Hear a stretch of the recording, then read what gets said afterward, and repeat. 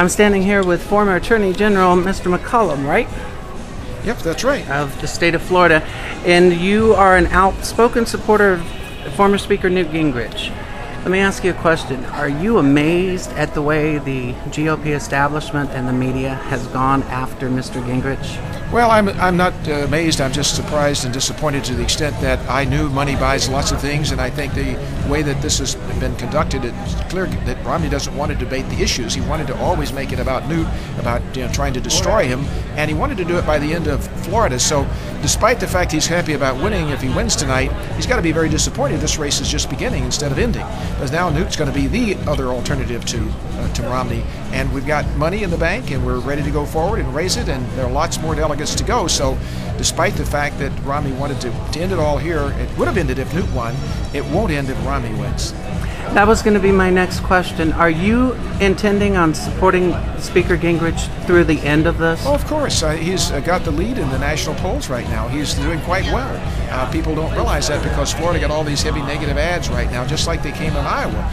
But they're selective to the state where Romney's spending. He can't spend this kind of money in all the races, and Newt's going to have more resources. He came out of South Carolina, down on his resources. We have more in the bank now going out of Florida than we had coming out of South Carolina. So I think you're going to see quite a different race as we go through these states. We had a nice little lead time in here before the big ones in March. I think that Newt will consolidate the conservative Republican base, and he's going to do very well. You know, Romney snubbed the Tea Party in Florida, and that's a big mistake. Do you think that the GOP, by attempting to paint Mitt Romney as being the only electable candidate and trying to paint Speaker Gingrich as being non-electable at this point, do you think that's going to come back and bite the party itself?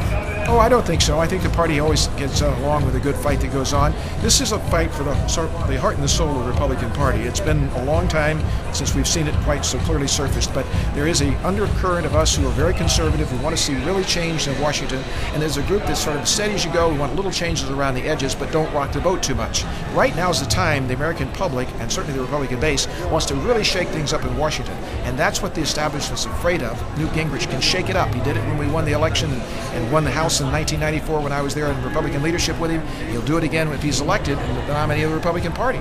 I can't wait for that opportunity. I think it's going to happen before the election is over with. You know, that brings an interesting point to mind, because apparently a lot of the people who are still in the Senate and the House that served when Speaker Gingrich was in office have come out adamantly and viciously against him. Yet, if you look at Speaker Gingrich's record, those same Republican senators and congressmen right now actually had to do their job when Speaker Gingrich was in the House. Well, if you look and see, some of my friends have selective memories, I say. He had about 15 or 20 that he really riled because he was a leader, he was the speaker, and they didn't go along with him. There was a cabal that wanted to oust him and all kinds of things that went on when he was speaker. And he was under attack from the Democrats very heavily. That's where that ethics charges all came out of the '94 election. None of them proved to be valid. They went on for 3 years because the House Ethics Committee is even divided among Republicans and Democrats. So to settle it all, he said, I'll take a reprimand and we'll get on with things and pay $300,000 costs that were involved in it.